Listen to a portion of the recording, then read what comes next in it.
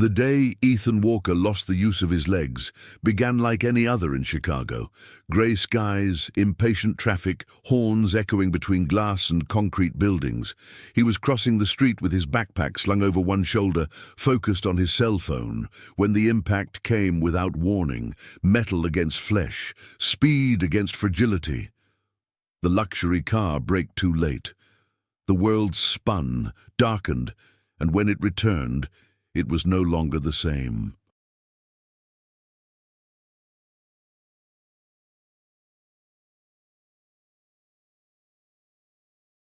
Ethan woke up days later in a public hospital, surrounded by the constant smell of antiseptic and the mechanical sound of heart monitors. He couldn't feel his legs. The doctors spoke in a controlled, technical, almost cold tone. Severe spinal cord injury, minimal chances of walking again. Each word weighed heavily, not only on his body, but on everything he had planned for his life.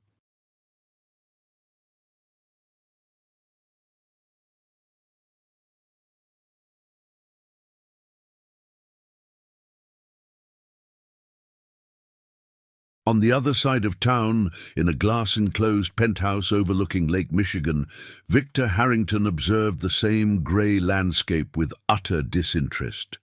For him, that day had also been just another one. Meetings, contracts, decisions that moved millions of dollars with the same ease with which others moved chess pieces. The accident had been nothing more than an inconvenience resolved by his lawyers before the end of the week.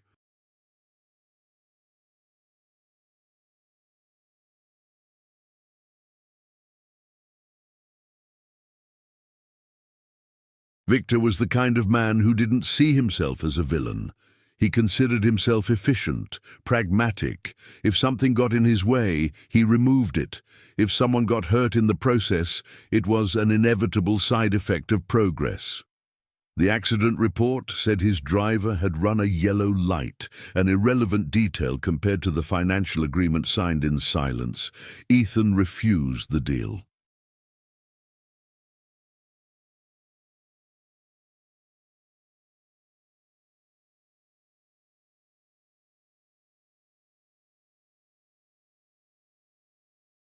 This decision, insignificant in Victor's eyes, was the first real clash between two worlds that should never have crossed paths. For Ethan, accepting that money meant accepting that his life now had a price set by someone who would never set foot in a public hospital. For Victor, the refusal was an unexpected annoyance, almost a personal affront. Months passed. Ethan was transferred to a rehabilitation center in the south of the city.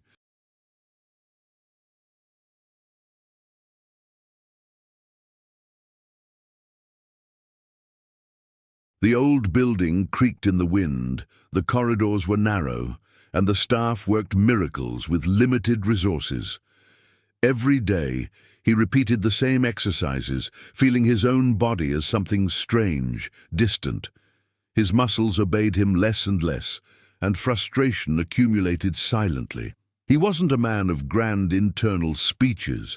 He didn't think about justice, destiny, or redemption. He thought about simple things: climbing stairs, running after a bus, standing up to hug someone.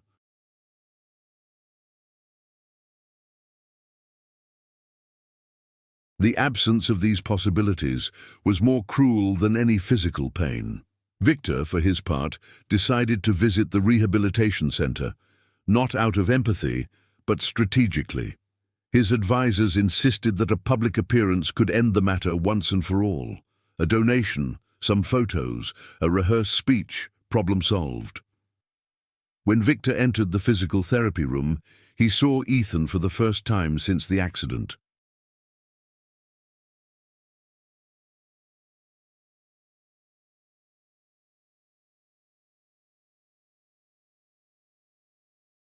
A young, thin man, confined to a wheelchair, intently lifting a light dumbbell with visible effort. There was no explicit hatred in Ethan's gaze, just a silent, steady attention that disturbed Victor more than any accusation. "I can fix this," Victor said, his voice trained to sound generous. "I have resources, access to the best doctors. I can get you walking again." The laughter came soon after. Short, automatic, a reflex of someone accustomed to winning even before the game begins. Ethan didn't respond. He simply continued the exercise, ignoring the presence that was trying to dominate the space. That lack of reaction was enough to ignite something in Victor, not anger, but curiosity. He wasn't used to being irrelevant.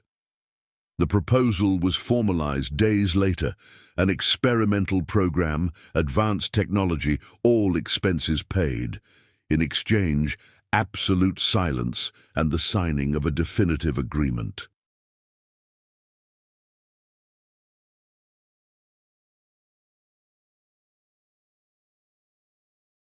Ethan accepted, not out of gratitude, but because he understood that this offer was an opportunity, not just a physical one, but a strategic one. What Victor didn't realize was that, in trying to control the narrative, he had set Ethan on a new path. A path where each physical therapy session, each consultation, each signed document would become part of something bigger than a simple recovery. While Victor viewed the process as an investment in his image, Ethan saw it as access, information, time, proximity, two men linked by an accident, one believing he is in complete control, the other, seemingly broken, watching in silence. The millionaire laughed, confident in his position. He had no idea what was about to happen. The rehabilitation program funded by Victor Harrington operated in a newly opened private center on the outskirts of Chicago, a building with minimalist lines and wide corridors, where everything seemed designed to convey efficiency and control.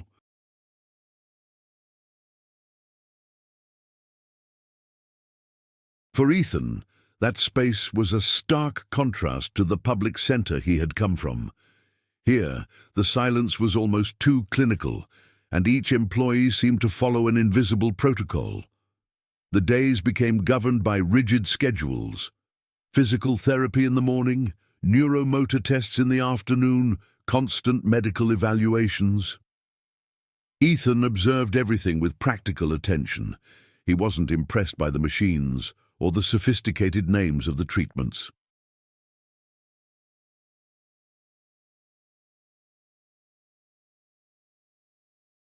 What caught his attention were the people, especially those who circulated between the center and the Harrington Industries offices. Claire Donovan, the physical therapist responsible for his recovery, was one of those constant presences. She was just over 30, spoke little, and moved with precision. She made no promises. She didn't soften diagnoses. Her method was direct, almost austere, but effective.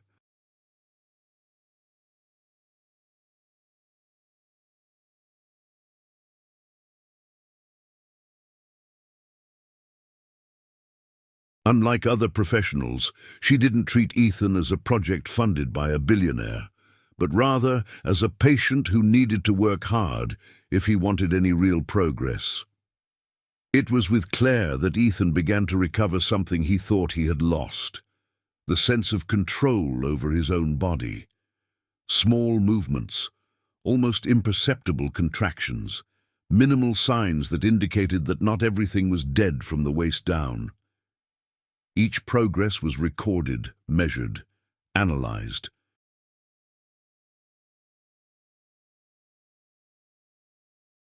Nothing was celebrated excessively. Victor appeared sporadically, always well-dressed, always accompanied by someone. His presence changed the atmosphere. Doctors adjusted their tone of voice. Administrators became more solicitous. Victor didn't need to demand respect, he simply occupied it. For him, Ethan was a symbol, something to be displayed when convenient, forgotten when not.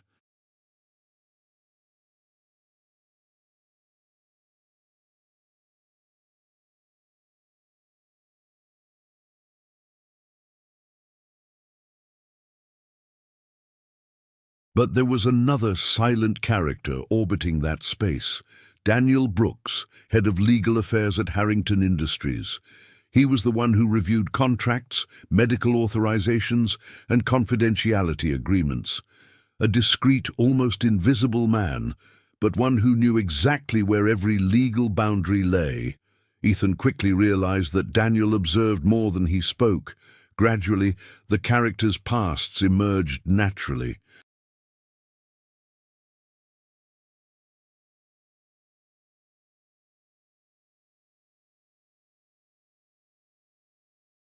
Claire had grown up in Chicago's outlying neighborhoods and knew the public healthcare system well.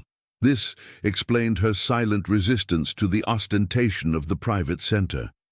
Daniel came from an upper-middle-class family, educated at elite universities, molded to protect interests, not people. Victor, in turn, had built his empire after inheriting a nearly bankrupt company from his father, transforming aggressiveness into method and coldness into virtue. Ethan didn't have a grand story.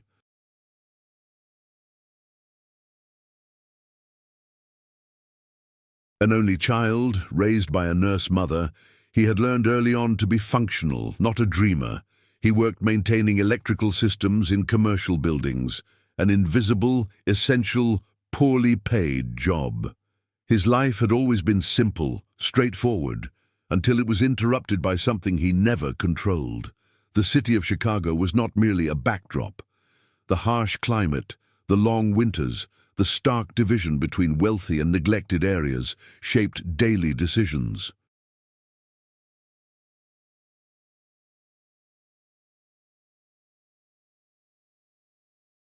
The difference between the public hospital where Ethan had woken up and the private center where he now trained was a true reflection of this inequality.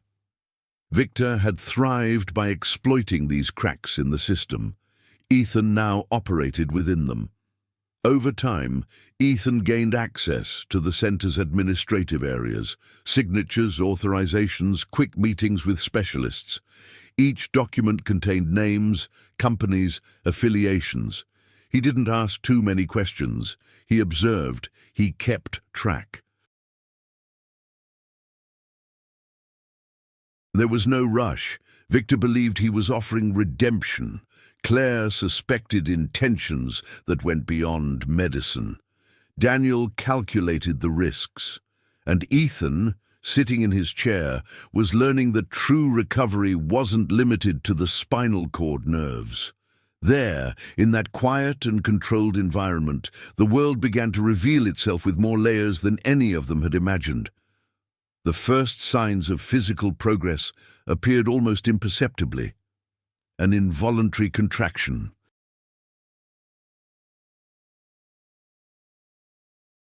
A reflex that shouldn't exist.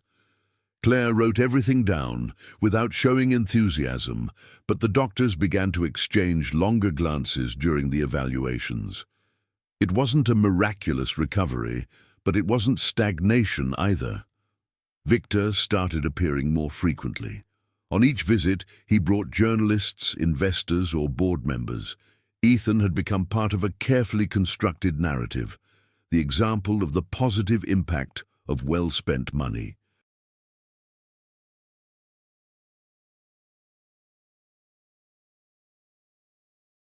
Victor spoke of innovation, social responsibility, and giving second chances. Ethan remained silent, sitting beside him, like an object of proof. This public use began to generate friction within the center. Some professionals avoided commenting, others seemed uncomfortable. Claire was the first to act. She drastically reduced external presence during sessions, claiming it interfered with treatment. Victor accepted, but not without registering his displeasure.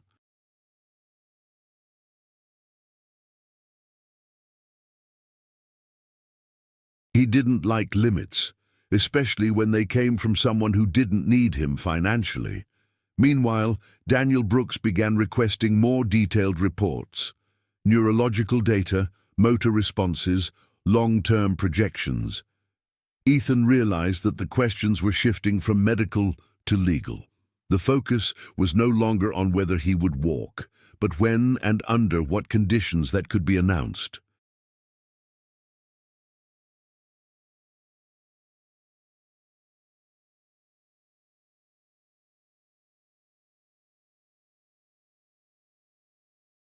The conflict deepened when one of the tests yielded an unexpected result: consistent neural activity below the injured area. Still fragile, still unstable, but real. Claire recommended caution. Victor saw an opportunity. He accelerated the timeline, demanding new tests, new sessions, more exposure.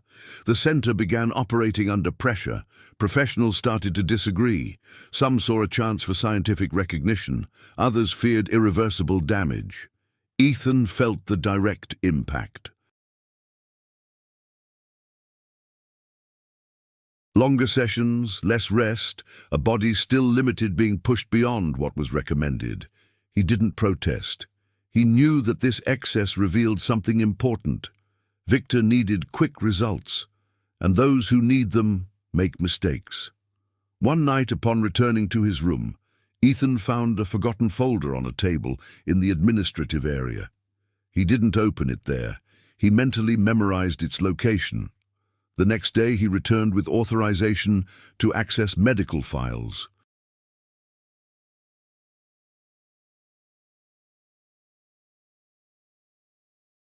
The folder was still there. Inside, duplicate reports, edited versions, inflated projections, nothing illegal. Yet. But there were patterns, altered dates, selective emphasis, a narrative being constructed even before the clinical outcome. Ethan began to understand that his recovery was not only desired, it was necessary to sustain something greater. The conflict took on a new form when Claire confronted Victor. There was no shouting, just a short, tense conversation.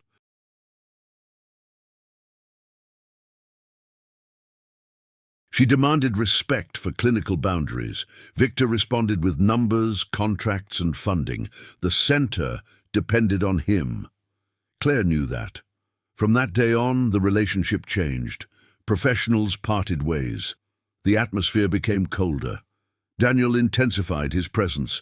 Victor began to treat Ethan with a forced, almost impatient cordiality. Ethan, in turn, began to respond better to stimuli. Small, voluntary movements emerged, enough to fuel expectations.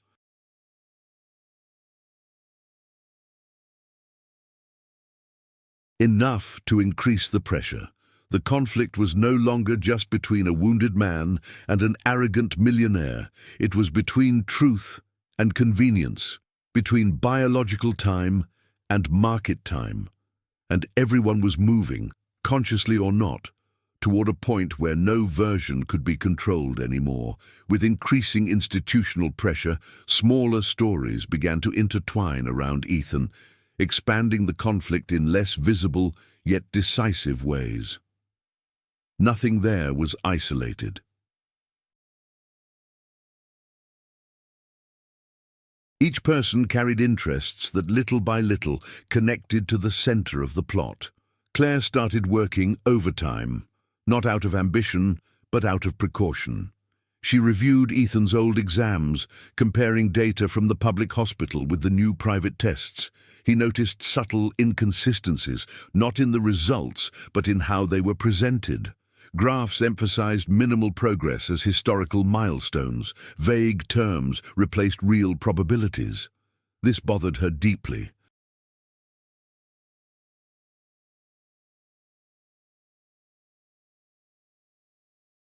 Meanwhile, Daniel Brooks began to probe Ethan indirectly. Quick conversations, seemingly innocent questions about physical fitness, future expectations, personal limits. He wasn't looking for emotional answers, but legal variables. Ethan responded little, always focused on the immediate. Daniel mentally noted everything down. Another subplot emerged among the center's own professionals. One of the leading neurologists, Dr. Alan Reeves, saw Ethan's recovery as a chance for academic advancement.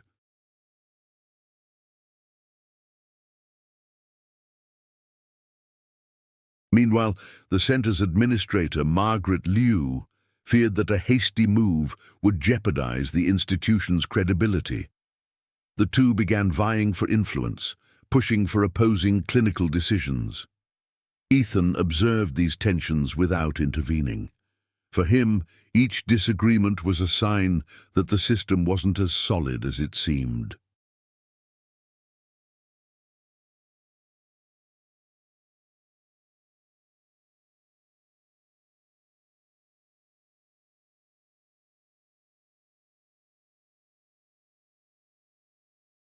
The time pressure began to intensify when Victor announced, internally, a major public event in 3 months, a symposium on medical innovation sponsored by his company. Ethan would be the central figure. The deadline changed everything. Protocols were adjusted, sessions became more intense, decisions began to be made based on schedules, not on bodily responses. Claire protested, but was silenced with contractual clauses and veiled threats of budget cuts.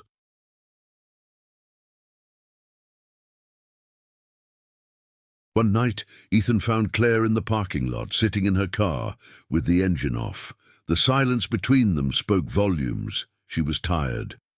Not physically, but ethically. Still, the next day she went back to work.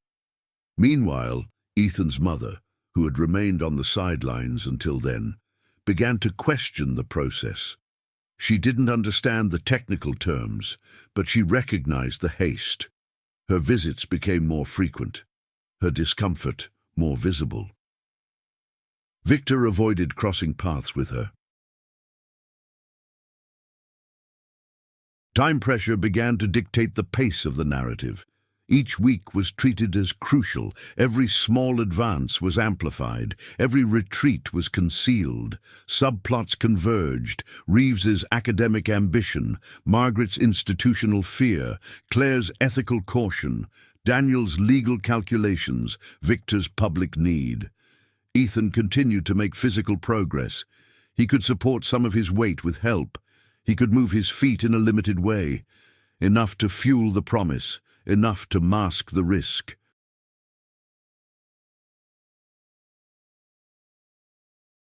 All these narrative threads slowly converged, pulled by a single factor, the announced event, an artificial deadline that ignored the real time of the human body. Nothing there could remain hidden for much longer. The symposium was officially announced 2 weeks earlier than planned. Victor didn't wait for consensus. The invitation circulated among investors, renowned doctors, local politicians, and the national press. The rehabilitation center became a stage under construction.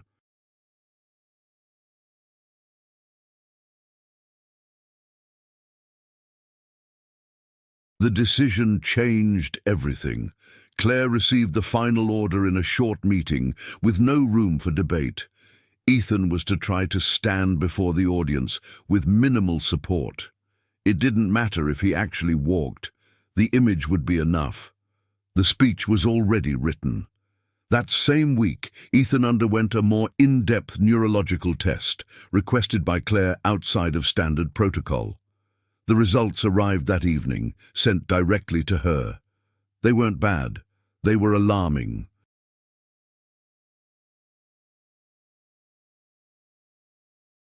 Neural activity was being pushed beyond safe limits. There was a real risk of permanent regression. Claire took the report to Daniel Brooks. She expected prudence. She found calculation instead. Daniel didn't deny the risks. He just put them into perspective. The contract covered future damages. The public exposure was worth the legal risk. That conversation marked a point of no return. Ethan noticed the change in Claire's behavior the next day. Shorter sessions, fewer commands, a quiet care.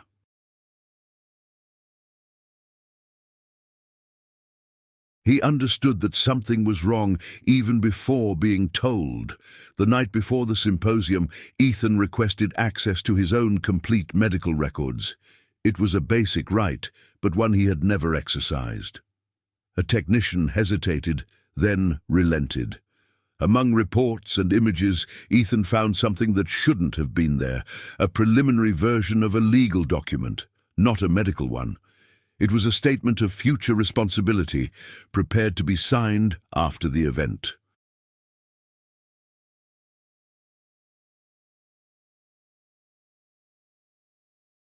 In it, partial recovery would be officially declared as a therapeutic success. Any subsequent regression would be attributed to external factors.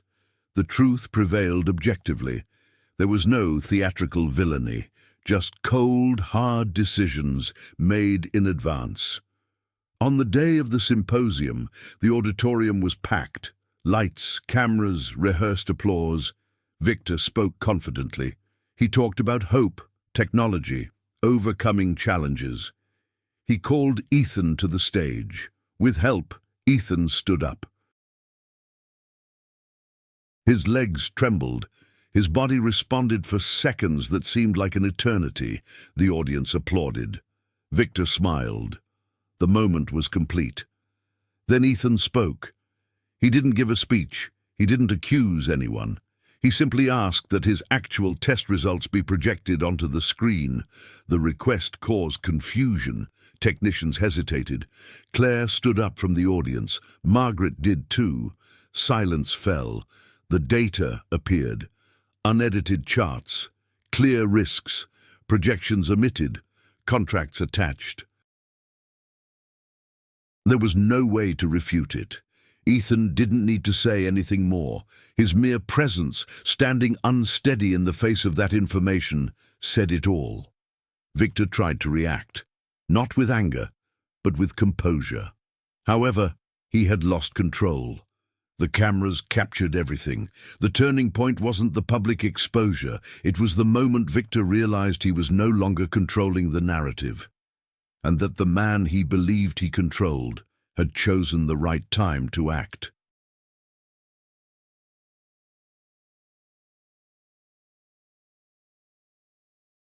The symposium's impact was immediate and impossible to contain. Even before its official closing, excerpts from the event were already circulating on social media and news channels. There was no favorable editing.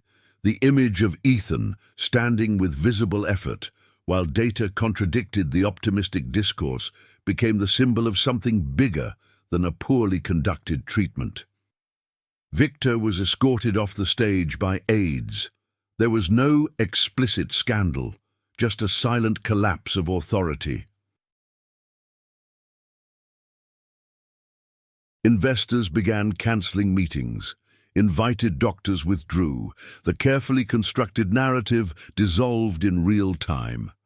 At the rehabilitation center, the atmosphere changed drastically. Protocols were suspended. Intensive sessions were interrupted. An independent audit was announced in less than 24 hours.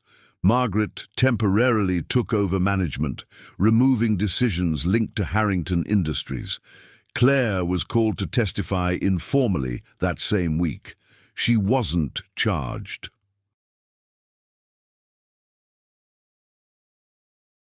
She was heard.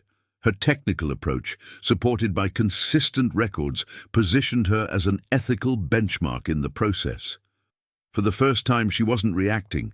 She was being validated. Daniel Brooks disappeared for a few days.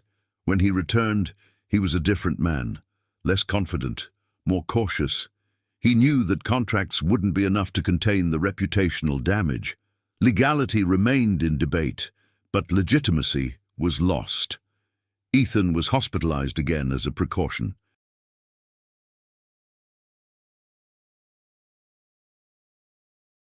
Doctors detected signs of neurological overload, but no serious regression.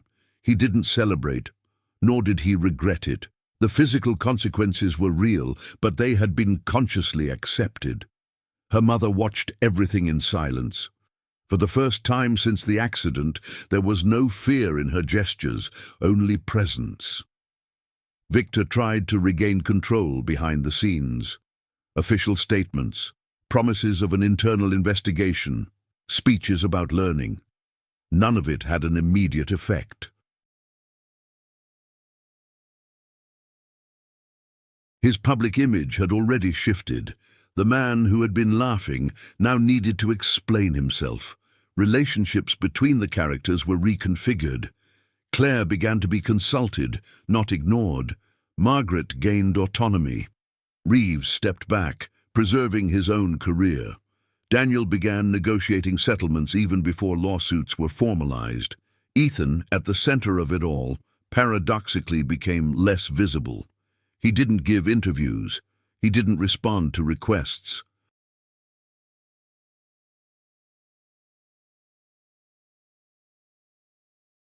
His absence reinforced the impact of what had already been said. The consequences were clear. No action could undo what had been revealed. All that remained was to deal with the effects, one by one. Ethan's recovery entered a new phase, less spectacular and more honest. No cameras, no artificial deadlines. The rehabilitation center, now under external supervision, slowed down and redefined its objectives. Small advances were once again treated for what they truly were: signs, not promises. Ethan relearned to trust his own body, not like before, but in a different way. Each session with Claire was marked by clear boundaries. When the body didn't respond, the session ended. There was no insistence. This respect generated something new: sustainable progress. The transformation wasn't just physical. Ethan began to take on decisions he had previously delegated. He questioned protocols, asked for explanations, and refused procedures when necessary.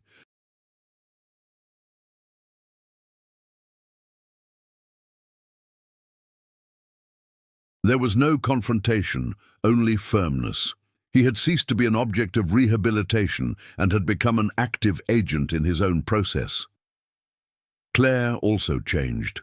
The experience definitively distanced her from comfortable neutrality. She began to work on formulating new ethical protocols within the center, integrating clinical review teams. Her authority came from practice, not from exposure. Meanwhile, Victor faced a type of challenge he didn't understand. Formal investigations piled up.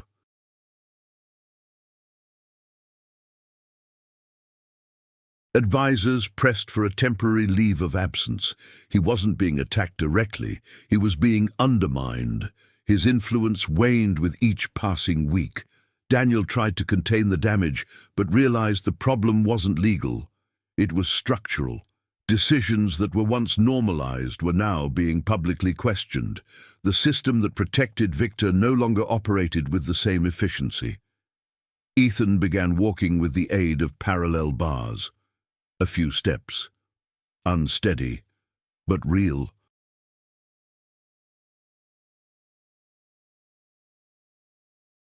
There was no applause, only clinical records and continuity. Each movement represented not a victory over Victor, but a personal reconstruction. The growth was visible, though not verbalized. Ethan began participating in patient groups, sharing practical experiences, not motivational speeches. His presence inspired not through spectacular overcoming of adversity, but through lucidity. Nothing was erased. The trauma remained, the limitations too, but the focus of the story had shifted. It was no longer about proving something to someone. It was about moving forward without allowing one's own body to once again become an instrument of others' interests. As the investigations progressed, the subplots began to unravel one by one, pushing everyone toward an inevitable conclusion. The rehabilitation center underwent profound structural changes. Contracts with companies linked to Harrington Industries were suspended. New independent boards assumed decision-making roles.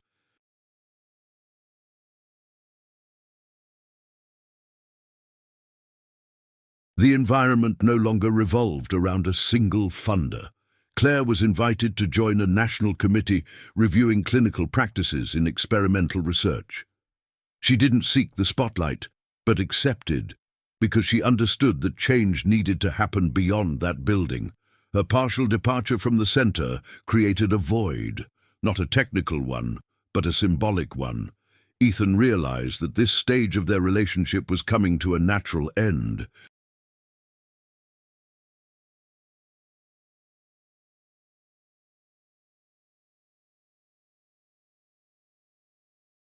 Margaret consolidated her administrative position, ending internal disputes. Reeves published a cautious article, far from his initial ambition. Daniel negotiated preventative agreements with hospitals and universities, trying to contain larger collateral damage. Each move reduced Victor's room for maneuver. Ethan, for his part, focused on the essentials. He walked short distances with assistance. He fell sometimes. He got up with help. The progress was real, but slow.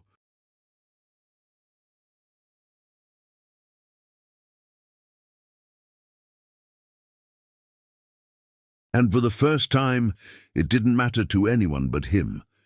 Tensions rose when the Federal Commission announced the imminent completion of its final report.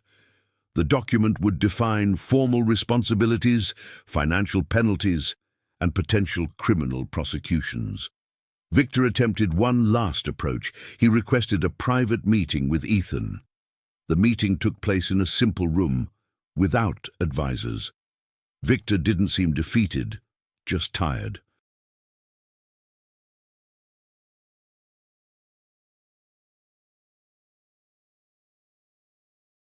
He spoke about intentions, about positive results, about how everything had gotten out of control. He didn't apologize. He offered a final, silent, generous agreement. Ethan listened to the end. He didn't discuss prices. He simply refused. The refusal was not an act of revenge, but of closure. That conversation made it clear that there was no further negotiation possible. The conflict was ready to be resolved outside the private rooms, where it had always been controlled.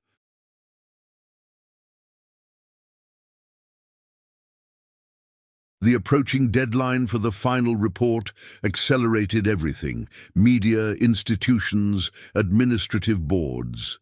The pace intensified. There was no more room for adjustments or alternative versions. The climax was approaching, not as a sudden explosion, but as the inevitable closing of all doors that had previously allowed escape.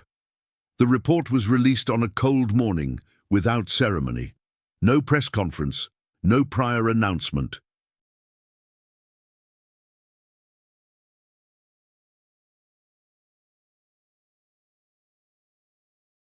Just a dense, technical document published on the Federal Commission's official channels. Yet, the effect was immediate. The conclusions were clear. There were no sensationalist accusations, only an objective sequence of decisions that, taken together, constituted serious ethical negligence. Victor Harrington's name appeared repeatedly, not as the direct perpetrator, but as the agent who established the conditions that led to the excesses. Financial sanctions were imposed.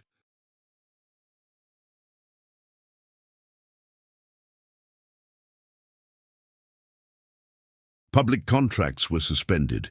Criminal investigations were opened to assess indirect liability. The empire didn't collapse all at once, but it lost the pillars that supported it. Victor read the report alone in his silent penthouse. There was no anger, only the belated realization that the control he had always wielded depended on the silent acceptance of others. And that acceptance was over. Meanwhile, Ethan stood in the center, in an empty room, leaning on a walker.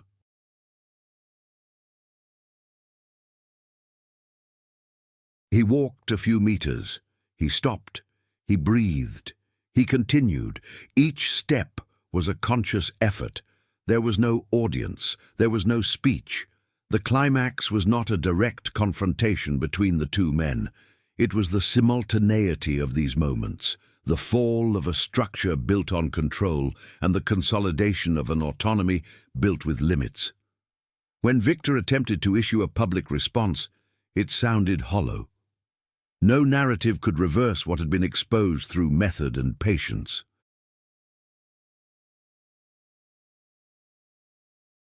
The turning point lay not in exemplary punishment, but in a shift of power. Ethan didn't defeat Victor in the traditional sense.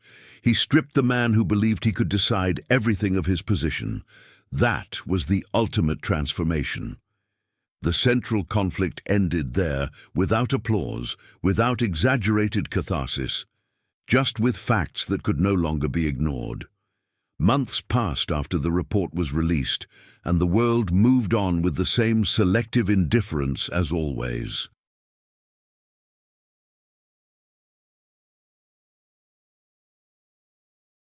New headlines filled the space that had previously belonged to the scandal, yet the real effects continued to unfold, far from the immediate public eye. Harrington Industries shrank. It didn't disappear, but it lost strategic contracts, political influence, and its aura of untouchability. Victor left his executive position under pressure from the board. There were no handcuffs, no media frenzy.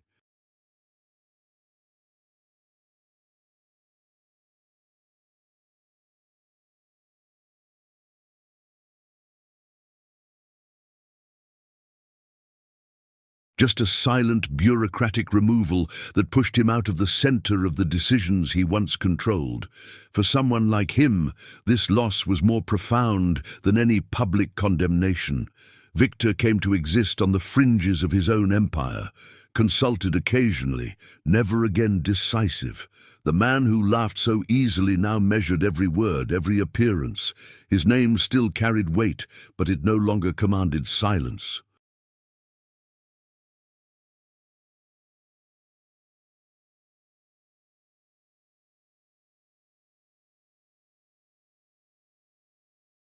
Ethan, on the other hand, rebuilt his life on a smaller and more realistic scale. He managed to walk short distances with assistance. On other days, he needed a wheelchair. Instability was part of his routine, but it no longer defined it. He returned to work, adapting his roles, accepting limitations without being reduced by them. She didn't become a speaker, activist, or official symbol of anything. She refused invitations that would have turned her story into a product.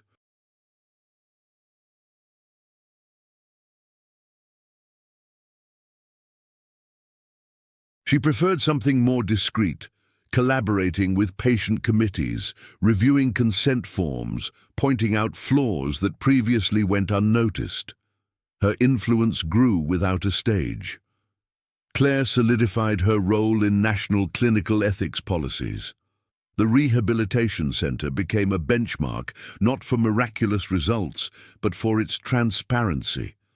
Margaret kept the institution stable. Daniel pursued a career in another sector, far removed from public health. The city remained the same. Chicago was still harsh, unequal, indifferent. But in small institutional spaces, decisions began to be made with more care, not out of kindness, but because of precedence. The story didn't end with perfect justice. It ended with real shifts in power, responsibility, and voice.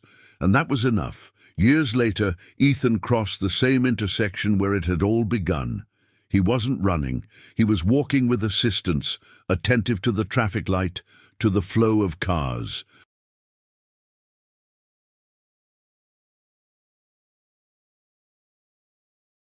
The world hadn't slowed down for him, and it didn't need to anymore. In a nearby building, a discreet sign indicated new medical guidelines, the result of decisions made in silence. No names were highlighted, no stories were told there. Ethan moved forward, knowing that not all victories need to be visible to be real. If this story made you reflect on power, choices, and silent consequences, share your thoughts in the comments. Realistic stories don't shout, they reveal.